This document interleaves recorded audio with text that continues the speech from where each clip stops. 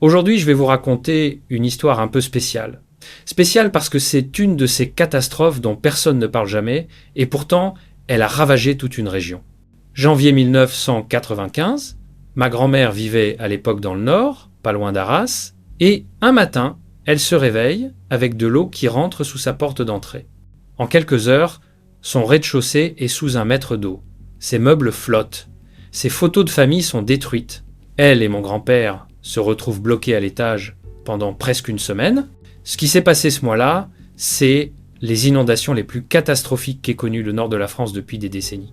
Des milliers de personnes évacuées, des villes entières sous l'eau, des dégâts estimés à plusieurs milliards de francs, et pourtant, aujourd'hui, presque personne ne s'en souvient. Aujourd'hui, on va parler de ces inondations oubliées, de comment une région entière s'est retrouvée noyée, et de pourquoi cette catastrophe est tombée dans l'oubli. Alors, pour comprendre ce qui s'est passé, il faut remonter un peu dans le temps. Fin 1994, début 1995. L'hiver est particulièrement pourri. Il pleut, sans arrêt.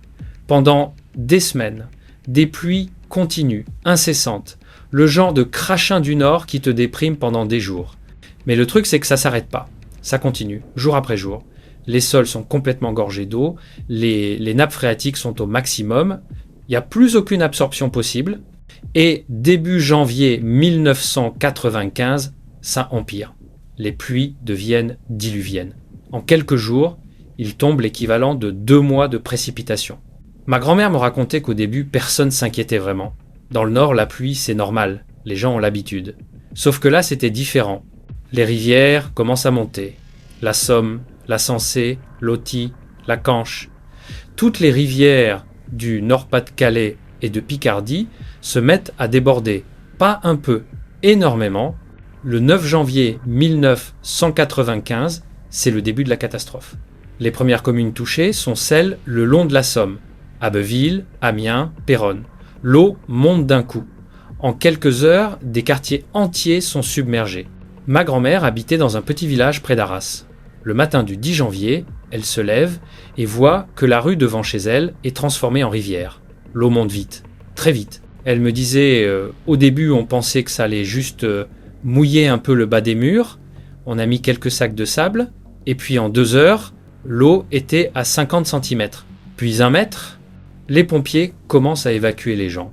Mais il y en a trop, il n'y a pas assez de moyens. Les routes sont coupées, l'eau monte partout en même temps. Mon grand-père refuse de partir. Il dit « je reste dans ma maison ». Typique du Nord, cette mentalité. Donc eux, ils montent à l'étage avec ce qu'ils peuvent sauver et ils attendent. Pendant ce temps, c'est le chaos complet dans toute la région. Des villes entières sont paralysées. À Arras, le centre-ville est inondé. À Abbeville, c'est encore pire. Il y a des endroits où l'eau atteint 2 mètres de haut dans les maisons. Les images de l'époque sont dingues. Tu vois des rues complètement submergées, des voitures qui flottent, des gens évacués en barque, en plein nord de la France, en plein hiver. Et le pire, c'est que personne n'était vraiment préparé à ça. Les systèmes d'alerte n'étaient pas au point. La communication passait mal. Les gens découvraient en temps réel l'ampleur de la catastrophe. Ma grand-mère et mon grand-père sont restés bloqués à l'étage pendant presque une semaine, sans électricité pendant plusieurs jours, avec juste quelques provisions qu'ils avaient pu monter. Elle me racontait qu'ils entendaient des bruits bizarres en permanence, des meubles qui flottaient en bas et qui cognaient contre les murs, l'eau qui clapotait. Des fois, ils entendaient des gens crier dehors, des bateaux qui passaient. Le plus dur, c'était l'incertitude. Personne ne savait quand l'eau allait redescendre, personne ne savait si ça allait empirer. Il n'y avait pas de téléphone portable à l'époque, T'avais juste la radio, si t'avais des piles. Dans toute la région, c'est des dizaines de milliers de personnes qui vivent la même chose. Des familles entières coincées chez elles, qui regardent l'eau monter, qui espèrent que ça va s'arrêter. Il y a eu des cas vraiment dramatiques. Des personnes âgées isolées, qu'on a retrouvées trop tard, des gens qui ont essayé de sauver leurs affaires et qui se sont retrouvés piégés. Au total, les inondations font officiellement 6 morts, mais il y a eu des dizaines de blessés, des centaines de cas d'hypothermie. Les secours font ce qu'ils peuvent, mais ils sont complètement débordés. L'armée est appelée en renfort. On voit des images de militaires en Zodiac qui évacuent des familles, qui apportent de la nourriture et de l'eau potable.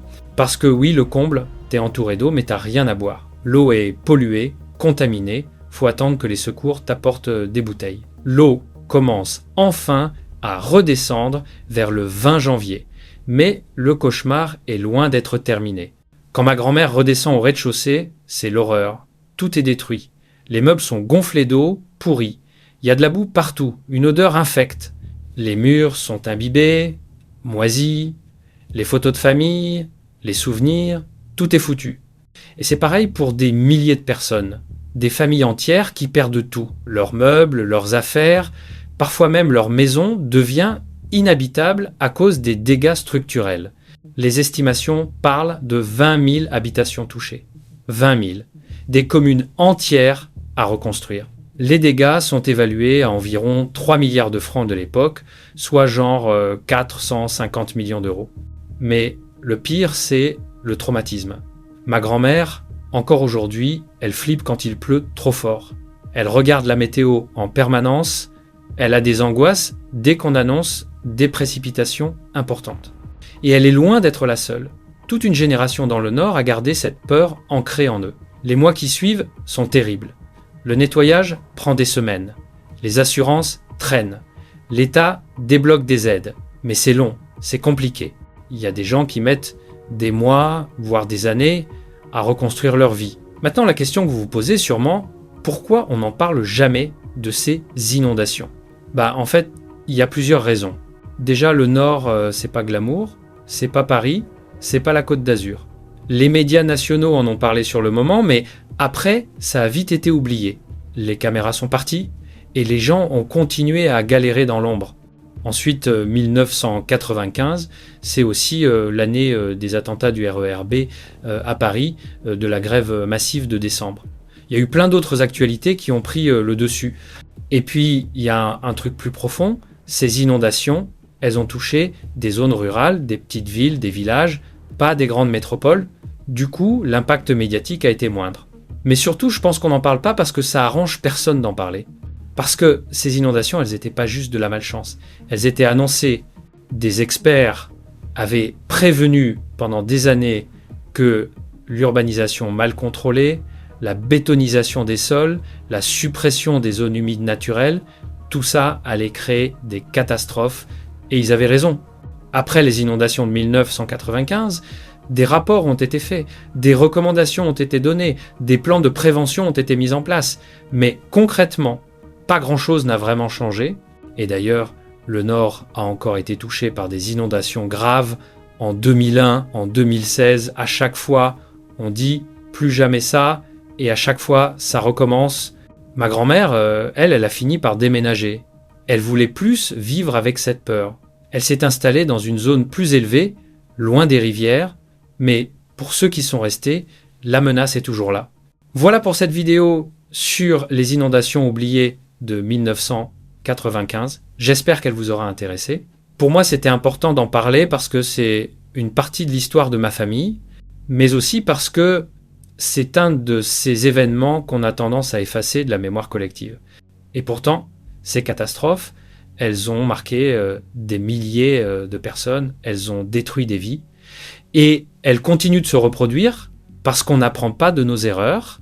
Si vous avez des membres de votre famille qui ont vécu ces inondations ou d'autres catastrophes naturelles oubliées, n'hésitez pas à partager leurs histoires en commentaire. Je trouve ça hyper important de garder ces mémoires vivantes.